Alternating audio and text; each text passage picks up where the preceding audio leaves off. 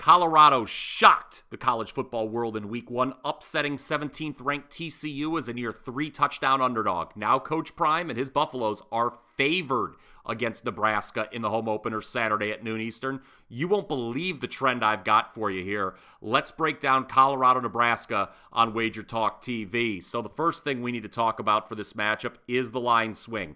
Nebraska over the summer was as high as -8.5 in the market for this matchup, but a massive change has taken place due to the Cornhuskers losing to Minnesota and Colorado beating TCU last Saturday.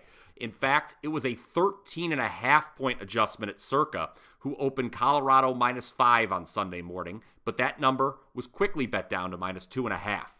Looking over at the WagerTalk.com odds screen right now, the line has since settled at -3 as of Monday afternoon across the market. Now, perhaps a severe line move was warranted, considering that in week 1, 11 Big Ten teams were favored.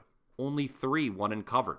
For Nebraska, their woes in close games continue. Now 2-14 straight up in one-score games following their 13-10 loss to Minnesota. The Cornhuskers have led in 11 of those 14 losses. I looked and saw post-game win expectancy they had, 94%, so that is a game they certainly should not have lost to Minnesota in the opener. It was turnovers that cost Matt Rule in his debut, as the Huskers gave it away 4 times. The most costly, Jeff Sims' late interception, which set up the game-winning field goal for the Golden Gophers after they tied it on a great catch late in the game. As for Colorado, what else can be said? Coach Prime silenced the doubters with the win at TCU. Sanders, he should get all the credit in the world because none of this happens without him. But let's not undersell his hire at offensive coordinator, guys. Sean Lewis, the former head coach at Kent State, who created the flash fast offense. The TCU defense seemed ill-prepared to deal with Colorado's tempo on offense. And to that point, Buffalo's quarterback Shedeur Sanders, Deion's son, throws for a school record 510 yards passing, and 4 different receivers for Colorado had 100 or more yards receiving. How crazy is that? Last year, Colorado had just 2 100-plus yard receiving games all season. So the transformation seems very real, although it must be acknowledged, okay, that they were facing a TCU defense that has now given up nearly 200 points over its last 4 games. Heading into week 1, I did think Colorado's defense was going to be somewhat of a liability. Sure enough, they allow 42 points to an offense that didn't have much in the way of returning production.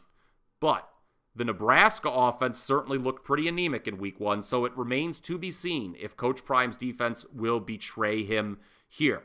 What we do know is that Colorado is going to be looking to avoid a disturbing trend. According to Mark Lawrence's playbook, opening week underdogs of 20 points or more who were playing with revenge and won outright are 0-6 straight up and 1-4-1 against the number the following week. Only one of those 6 teams were favored, as the Buffaloes are here, and that was Southern Miss all the way back in 1989.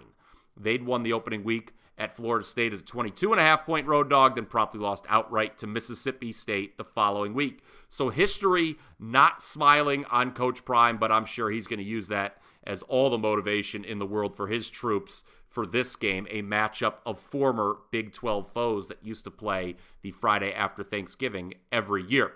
Now, here in 2023, to me, this one comes down to the Nebraska defense and whether or not they can slow down this fast-paced Colorado attack. It obviously seems unlikely the Cornhuskers can win in a shootout here. From a value perspective, there's no denying that Nebraska should be the play here. We're still looking at a double-digit swing in the number from the summer, and Colorado, guys, has not won a single game by more than 3 points in regulation since 2021. They won just 1 game all of last year. I'm going to say fade the hype train here and take the points. Who knows? Given Nebraska's history in close games, they could always lose by 2 and still cover with this current number. But my recommendation right now is to take the points, is to take the value with Nebraska. Let me know what you think in the comments section. Which team is going to cover in this marquee matchup? Are you buying into what you saw from Colorado in the opening week? Also, as a reminder, the NFL is back. Wager Talk, we want to celebrate with everybody. For a limited time, you can get 3 weeks of college football selections and 3 weeks of NFL selections for only $147. That breaks down to just $49 per week.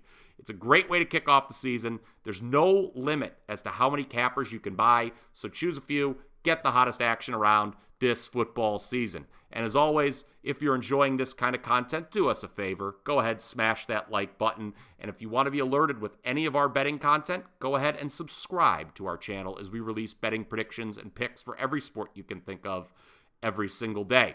And on that note, if you're interested in more trends, game breakdowns, and picks, go ahead and check out this next video.